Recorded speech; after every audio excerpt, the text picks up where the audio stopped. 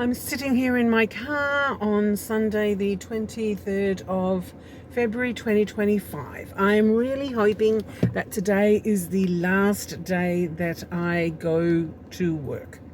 This would be my ultimate plan. I will be devastated if in July I come back and work a few months before my actual retirement in September. But there are plans afoot and I just hope they work. What has pushed me to the edge is I have no contact in my workplace with any visionary leaders. All I am surrounded by is people who have got the next level position. So if you go base grade, so a CN, a clinical nurse, the last few clinical nurses, the last two, have only got there because they were in acting positions and then they were in it for over a longer period of time, and the lazy and easiest thing to do is just appoint them into those CN positions. The two before that were merit based. I don't think they interviewed anybody outside the department, and one of them was really quite good. The other one isn't and has reduced their hours anyway, and I've never heard them say anything reasonably clinical anyway, so why be a clinical nurse if you have no motivation to do anything clinical? What I'm also observing, and is pushing me to the edge, there is an attempt to write a draft of what the department is, and it is dangerous. It is saying that patients can stay in PACU overnight.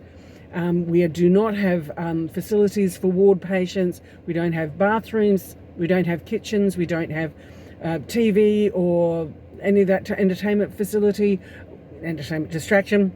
And we have no capacity for visitors to come and go. It is a dangerous, dangerous, dangerous position, but the management of the hospital is just so blinded by stupidity. It just is driving me to distraction. The other thing that they're trying to do in my department is all children are two nurses to one child when they don't have a stable airway.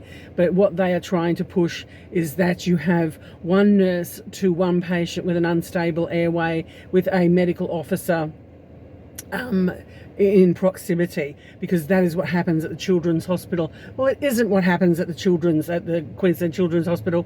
You have one nurse per patient with a medication nurse, a float nurse, and a team leader. So you actually have potentially 4 nurses to one patient. And they have 16 bays. We have 32 bays because we have some that aren't commissioned. And we have from basically 1 year to 99 years. So Queensland Children's Hospital, that's their core business. They do what they like. This is not our core business. Pediatrics is only a small component of what we do. Our management would have to be the most dangerous, because the one thing, when you get into those higher management positions, people never stay. They're always trying to get the next tick on their box so that they go higher and higher. They've got no absolute desire to really make health better within Queensland. Then the other component is people just grift into the positions or drift into the positions with no real foresight to how they can craft nursing for the better. And then the other portion is, from a political perspective, the last time we had a Liberal government in Queensland, they sacked 1,200 nurses. Why were those 1,200 nurses even employed? Because before that you had Dr. Death. And after the inquiry, it was realised that you didn't have enough nurses. So more nurses were employed. The Liberal government comes in and says, "Oh, Labor just employed all of their union buddies, blah, blah, blah." And so then they sacked all those nurses.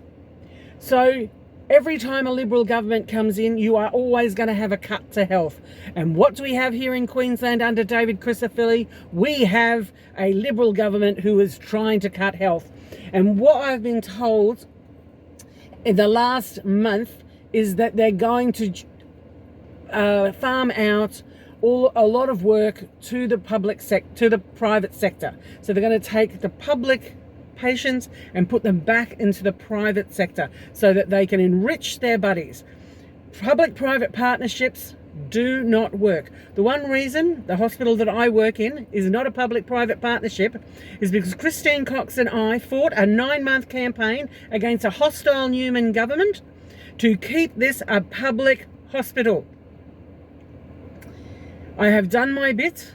I have tried to get other nurses involved and activated and engaged to what nursing is in the future, but all I've got is nothing. People get their qualifications and just sit on it and do absolutely nothing. Why am I distressed? Because nursing's going to hell in a handbasket and there is no functional leadership within the hospital that I work at. I am going to blow a gasket. Hopefully this is my last day of walking in, putting on a mask, pretending that everything is okay while I try to inspire and motivate nurses to resist bad management.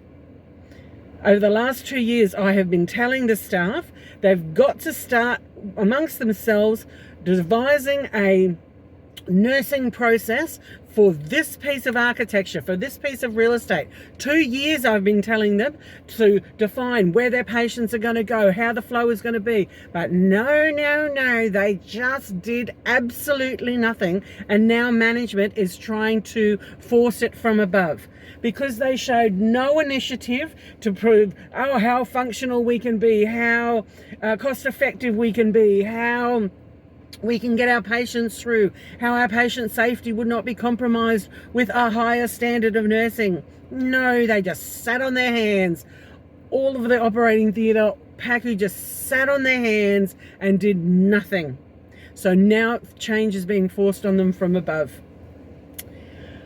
I have to get out because I cannot survive. My personality, my psychology, my spirit is just destroyed by being around people who are not motivated for the success of nursing. They're just motivated for their own success and their own pocketbooks, their own paycheck. Sunday, the 23rd of February 2025. I really hope this is the last time I walk into this place. I love the patients. Some of the nurses are really lovely. I love the patients. They are just amazing. Meeting people at their most vulnerable and helping them through has been the biggest gift that I have been given in my entire life. Being a nurse in a post-anesthetic, high dependency, resuscitating people, getting people out of the shit at their most vulnerable moments has been the most rewarding, brilliant job. It just happens to be around the poorest management.